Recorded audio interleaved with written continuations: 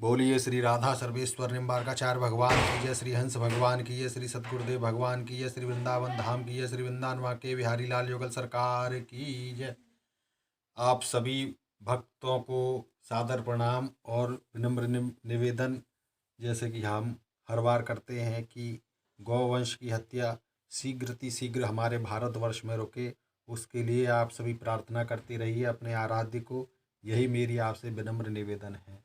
आज हम पुत्रदा एकादशी महात्म पौष मास के शुक्ल पक्ष की एकादशी कह रहे हैं।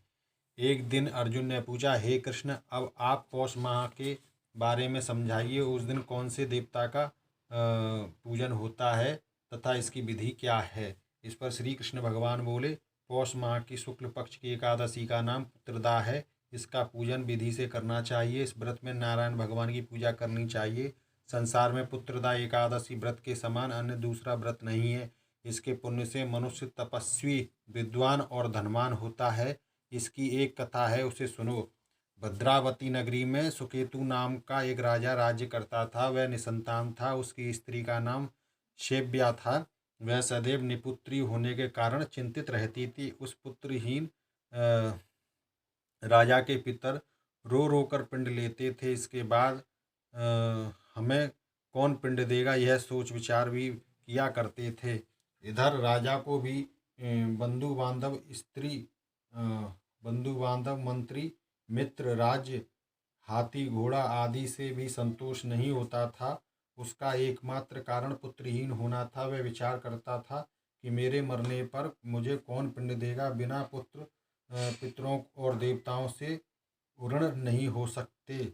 जिस घर में पुत्र ना हो वह सदैव अंधेरा ही रहता है। इस तरह राजा रात दिन इसी चिंता में लगा रहता था। एक दिन राजा ने अपना शरीर त्याग देने की सोची, परंतु विचार करने लगा कि आत्मघात करना महापाप होता है। और यह सत्य है, कभी भी किसी भी व्यक्ति को आत्महत्या करना तो दूर, सोचना भी नहीं चाहिए। ये भी बहुत बड़ा शास्त्रीय अपराध है। राजा इस तरह मन में विचार करके एक दिन छिपकर वन को चला गया। घोड़े पर सवार होकर वन पक्षियों और वृक्षों को देखने लगा। उसने वन में देखा कि मृग, बाघ, सूअर, सिंह, बंदर, सर्प आदि भ्रमण कर रहे हैं। हाथी अपने बच्चों और हथिनियों के बीच में घूम रहे हैं। उस वन में राजा ने देखा कि कहीं तो सियार कर्कश शब्द कर रहे हैं और कहीं मोर ध्वनि कर रहे हैं। वन के दृश्यों को देखकर राजा को सोच विचार में दोपहर हो गई।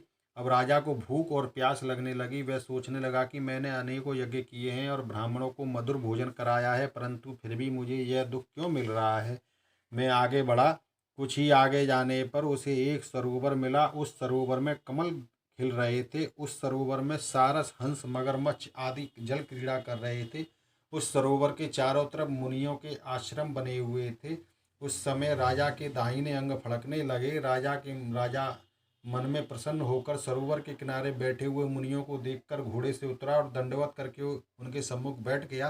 राजा को देखकर मुनीश्वर बोले, हे राजन, हम तुमसे अत्यंत प्रसन्न हैं। तुम इस जगह कैसे आए हो, सो कहो। इस पर राजा ने उनसे पूछा कि हे मुनीश्वरों, अब आप कौन हैं और किस लिए यहाँ पधारे हैं। तो मुनि बोले, हे राजन, आज पुत्र की इच्छा करने वाले को उत्तम संतान देने वाली पुत्रदा एकादशी है। हम लोग विश्वदेव हैं और इस सरोवर पर स्नान करने आए। इस पर राजा बोला कि हे मुनीश्वर, मेरे भी कोई पुत्र नहीं है। यदि आप मुझ पर प्रसन्न हो तो एक पुत्र का वरदान दीजिए। मुनि बोले, हे राजन, आज पुत्रदा एकादशी है और इसका व्रत करें।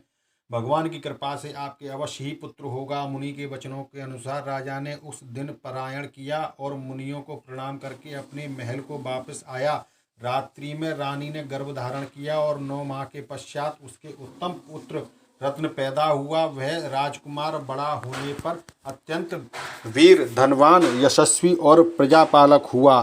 श्री कृष्ण भगवान बोले, हे राजन, पुत्र की प्राप्ति के लिए पुत्रदा एकादशी का व्रत करना चाहिए। जो मनुष्य इसका महात्म सुनते व पढ़ते हैं उनको स्वर्ग मिलता है। बोलिए पुत्रदा एकादशी महात्म की जय। श्री राधे श्याम।